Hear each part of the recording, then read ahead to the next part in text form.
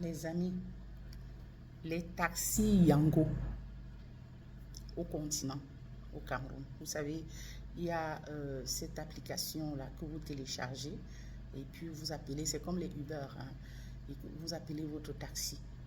Il vient et vous dépose à destination.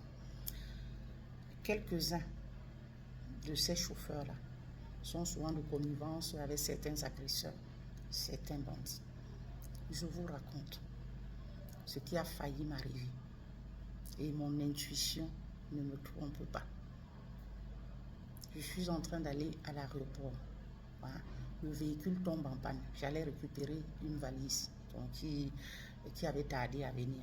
Le véhicule est tombé en panne. J'étais avec le chauffeur. Le véhicule est tombé en panne.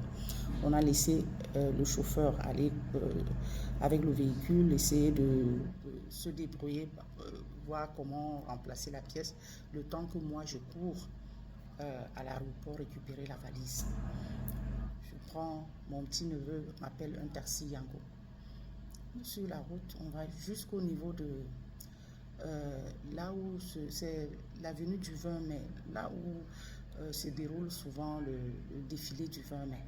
Oui, quelque part là-bas. Vous savez, cet endroit est parfois sombre et tout.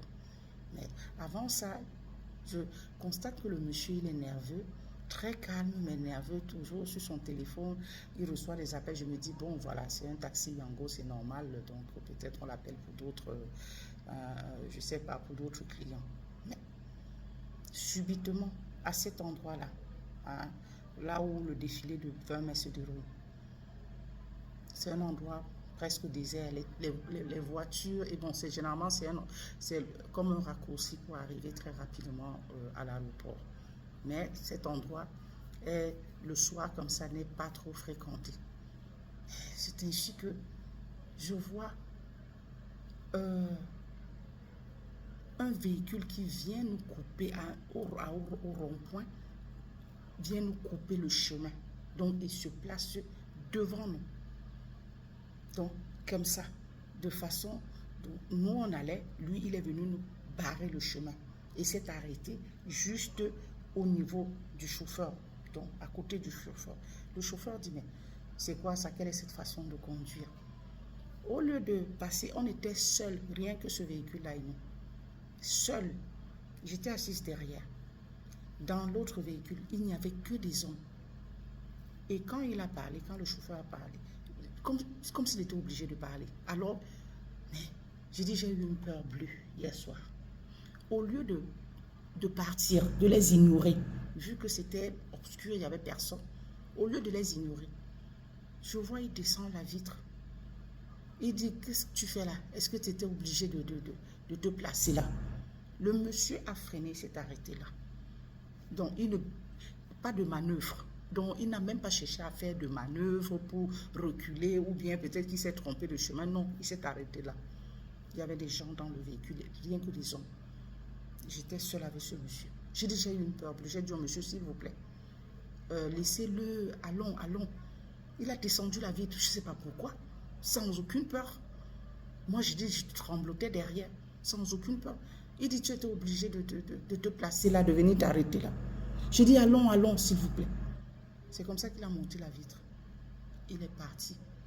Et le véhicule. Et c'était des gens bizarres. De jeunes gens bizarres. Vraiment. Il a continué. Tout le reste du chemin, je faisais que regarder derrière. Je disais que peut-être cette voiture-là pouvait se mettre à notre poursuite. Je vous assure que ces gens-là étaient, je ne sais pas, ce n'étaient pas des gens bien. Certainement de connivence avec ce monsieur. Je ne sais pas ce qui s'est passé, parce que bon, quelque part, il y a eu un groupe de filles qui venaient aussi. Peut-être c'est pour ça que j'ai échappé à cette probable agression. Il y a un groupe de filles, de jeunes filles qui venaient, hein, et on était les seuls, donc elles n'étaient pas encore à notre niveau, mais elles arrivaient en faisant un peu de bruit. Donc c'est comme ça que j'ai échappé à cette probable agression.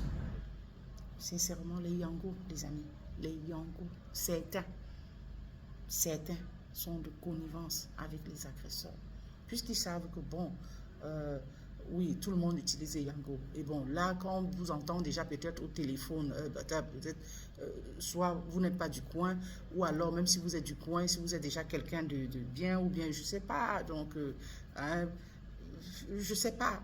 Hein, s'ils sentent que, bon, avec vous, là, si vous agressez, ils vous auront quelque chose, ah ben, directement, ils mettent la manœuvre en marche. Donc, on fait tout ceci pour vous dire, chers amis, faites très, très attention. Commander un taxi Yango, il faut vraiment être très, très prudent. Bon, dans tous les cas, partout, hein, partout, je veux dire, partout au Cameroun en ce moment, vraiment, c'est terrible. C'est des agressions, ça et là, donc il faut vraiment être prudent. Soyez beaucoup, beaucoup prudent. Voilà, donc c'est dit. Donc, à vous maintenant de savoir comment vous préserver. D'accord?